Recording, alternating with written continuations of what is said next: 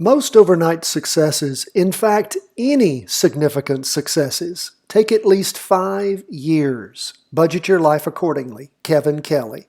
My friends, that is good advice, and that is a good round number of around 5 years to get to the place that you want to go to, at least that amount of time.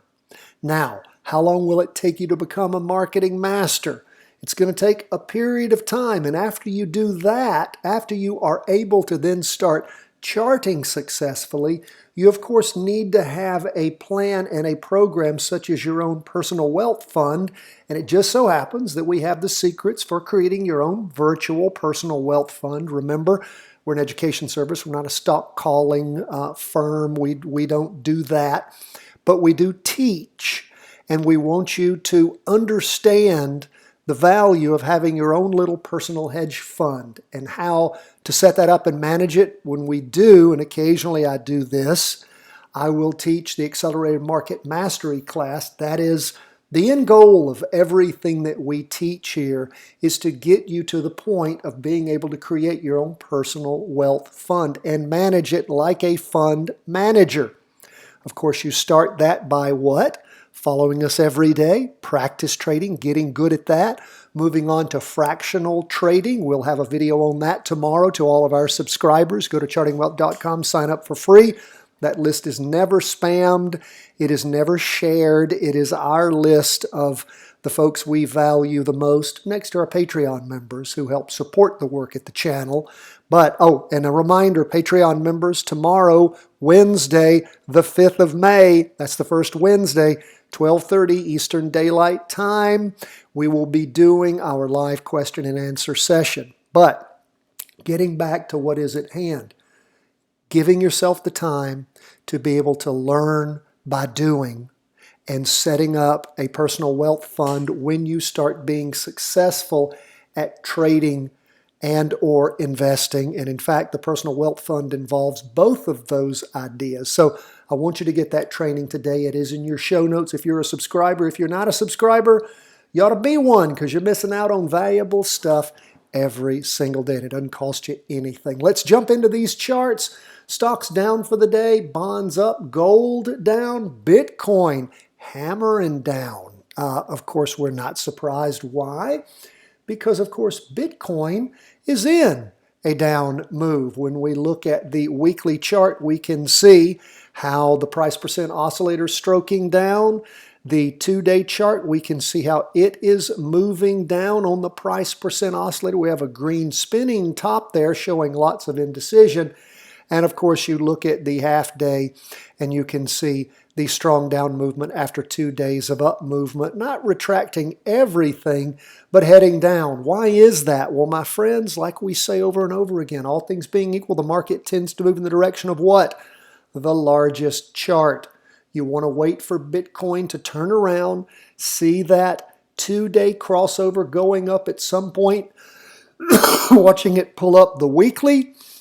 Then you can ride that pony like we saw happen when Bitcoin was around the $12,000 mark, and of course topped out somewhere before it rotated over at the $59,041 mark or so. So again, wait, watch, see, practice, trade, learn.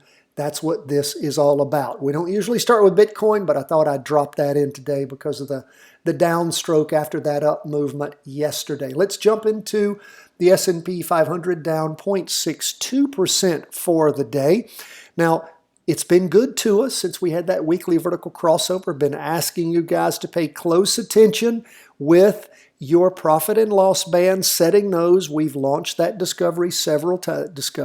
That information about how to set profit and loss bands, that training several times. Hope that you've been using that information and you've been practicing it, learning how to use those.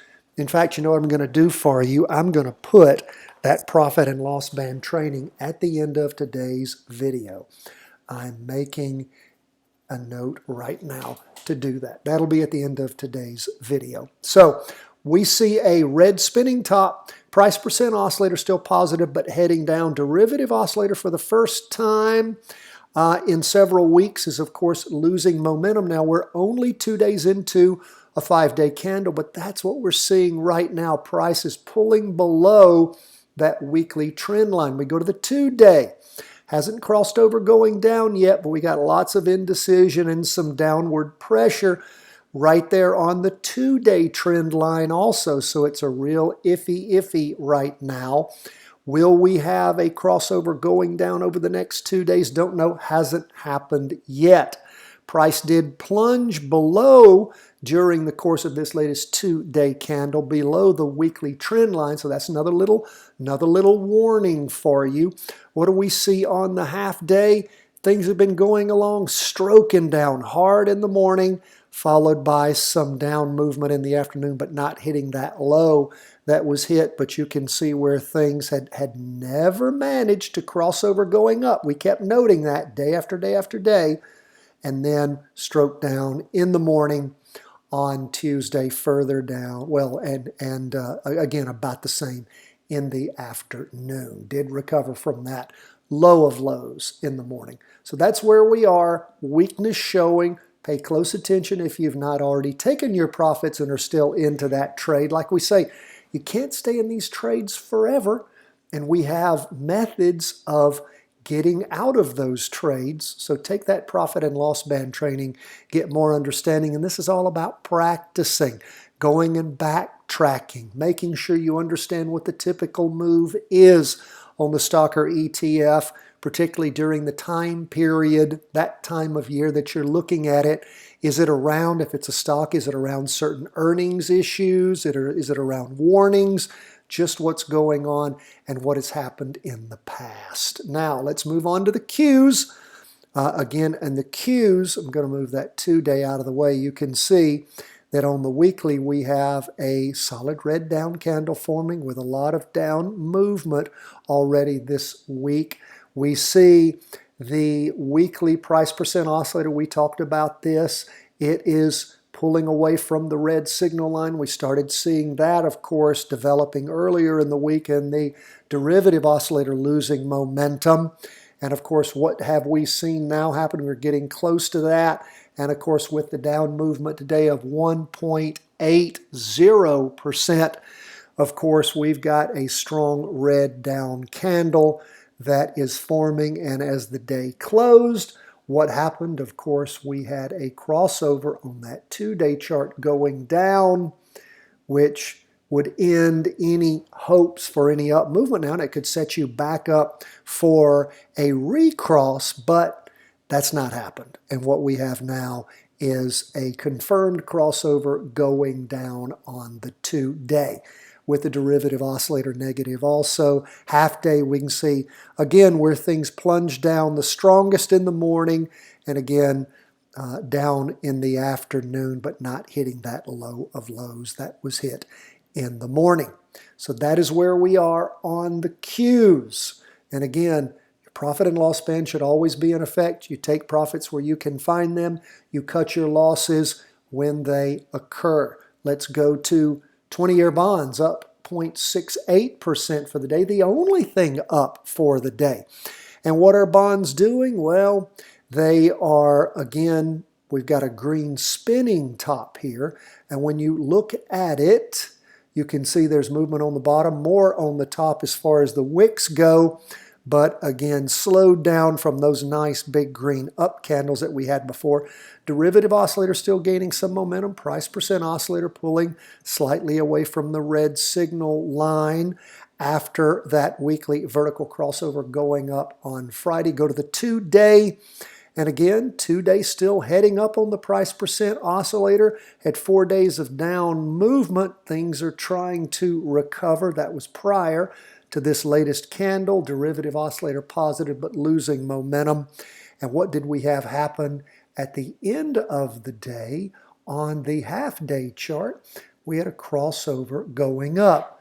Not a very good trend line there, not connecting 3 candles. You can almost always connect 2. And we see the derivative oscillator gaining lots of upward momentum, price percent oscillator crossing over at the end of the day. So We do see bonds moving in the direction of that weekly vertical crossover.